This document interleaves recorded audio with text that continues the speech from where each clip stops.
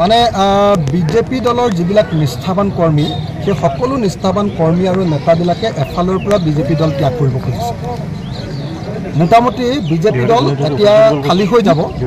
অকল চিণ্ডিকেট কৰা মাষ্টৰকেইটা একেবাৰে ২ নম্বৰী কৰা যিকেইটা ৰাজনীতি একেবাৰে মানে বদমাছ মানুহকেইটাহে আৰু বিজেপি দলত থাকিব।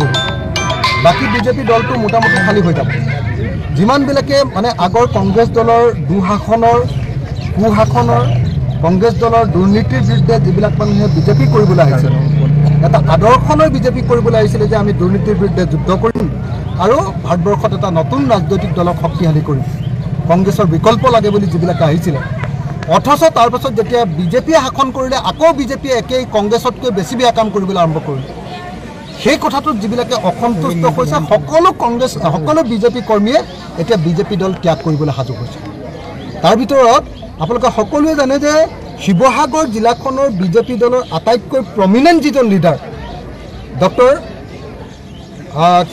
ভৱেন মোহন, ডক্টৰ ভৱেন মোহনে ইতিমধ্যে পদত্যাগ কৰিছে আৰু ৰাইজৰ দলত তেখেতে যোগদান কৰিবৰ কাৰণে আশা প্ৰকাশ কৰিছে, ইচ্ছা প্ৰকাশ কৰিছে।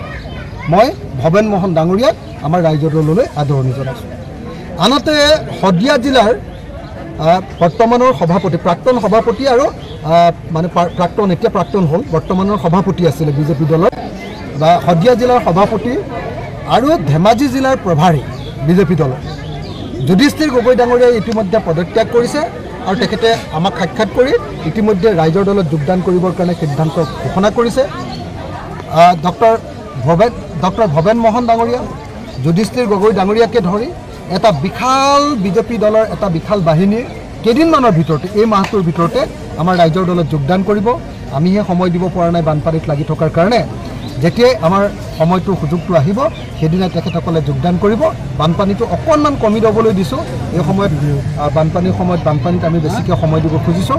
গতিকে কেইদিনমানৰ ভিতৰতে বিজেপি দলটো সৎ বিজেপি কৰ্মীবিলাক নাইকিয়া হৈ যাব। বিজেপি দলটোৰ ভিতৰত অকল ২ নম্বৰী চিণ্ডিকেট ৰাজ কৰা, ২ নম্বৰী দগাবাজ দুৰ্নীতিপৰায়ণ মানুহকেইটাকে বিজেপি দলত থাকিব। বাকী চব বিজেপি দল খালী কৰি দিব, বিজেপি দল চাফা হৈ যাব। বিশেষভাৱে উজনি অসমত আৰু বিজেপি দল নাথাকে। ৰাজনৈতিক পথ পৰিৱৰ্তনৰ ইংগিত এইবাৰ লোকসভা নিৰ্বাচনত ইতিমধ্যে বহন কৰিছে আৰু ৰাষ্ট্ৰীয় প্ৰেক্ষাপটত যেনেকুৱা ধৰণৰ পৰিৱেশ পৰিস্থিতি হৈছে তাৰ লগে লগে আঞ্চলিক ৰাজনৈতিক শক্তিসমূহৰ উত্থান, সমগ্ৰ ভাৰতবৰ্ষৰ সকলো আসনৰ ভিতৰত ২০০খন আসন ইতিমধ্যে আঞ্চলিক দলবোৰে তেওঁলোকে জয়লাভ কৰিছে বা তেওঁলোকে দখল কৰিছে আৰু এই গোটেই হাৰটো ৩৫%তকৈ বেছি। তেনে প্ৰেক্ষাপটত দেশৰ সংবিধানৰ গাঁথনি, দেশৰ বিভিন্ন জাতি জনগোষ্ঠীৰ সন্মিলিত যিটো ঐক্যবদ্ধ ৰাষ্ট্ৰীয় সত্তা বা শক্তি, বিভিন্ন ৰাজ্যসমূহৰ ভাষিক যিটো ঐতিহ্য বা বৈচিত্ৰতাৰ মাজত সমন্বয়, এনেকুৱা প্ৰেক্ষাপটত জাতীয়তাবাদী শক্তি বা আঞ্চলিক শক্তিৰ গুৰুত্ব আছে, প্ৰাসংগিকতা আছে আৰু এইটো সংবিধানেও য'ত ইউনিয়ন অফ ষ্টেট বুলি কৈছে তাত এইটো দিছে।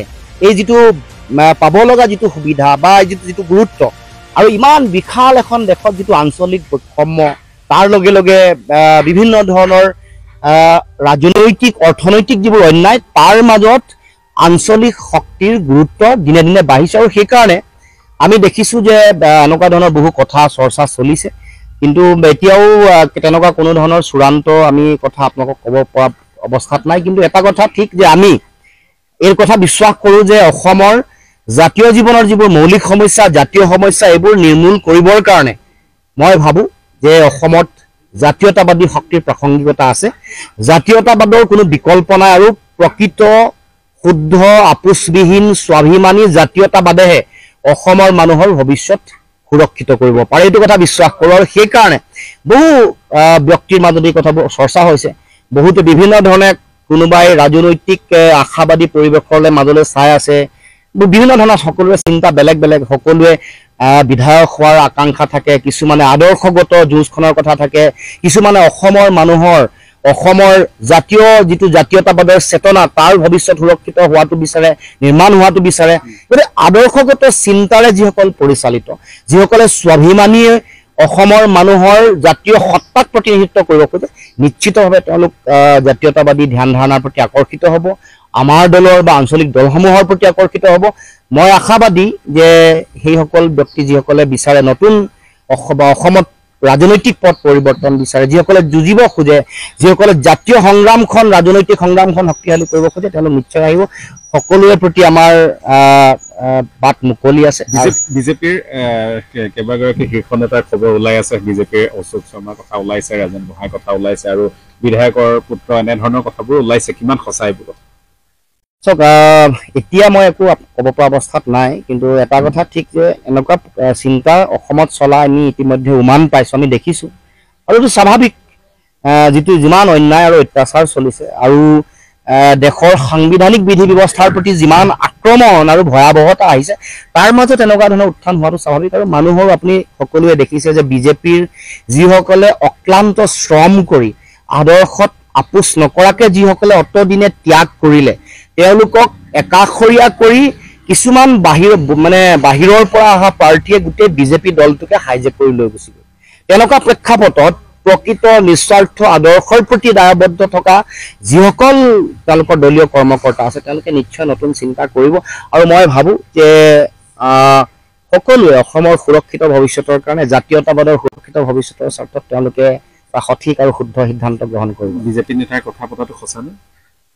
চাওক, এইবোৰ কথাটো এতিয়া আপোনালোকক তেনেকৈ ক'ব পৰা অৱস্থাত নাই, কিন্তু এটা কথা ঠিক যে এটা পৰিৱৰ্তন অসমৰ সমাজ জীৱনলৈ আহিব, ৰাজনৈতিক পৰিৱৰ্তন আহিব আৰু সাংঘাতিক পৰিৱৰ্তন হ'ব। এইটো ভাবিব নোৱাৰা, মুখ্যমন্ত্ৰীয়ে ভাবিব নোৱাৰা ধৰণৰ ঘটনা হ'বলৈ হৈ গৈ আছে।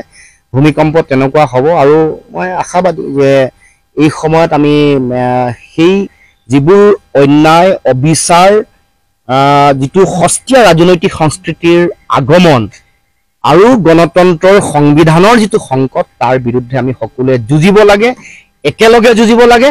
আমাৰ ভৱিষ্যত প্ৰজন্মৰ প্ৰতি লক্ষ্য ৰাখি আমি যুঁজ দিব লাগে।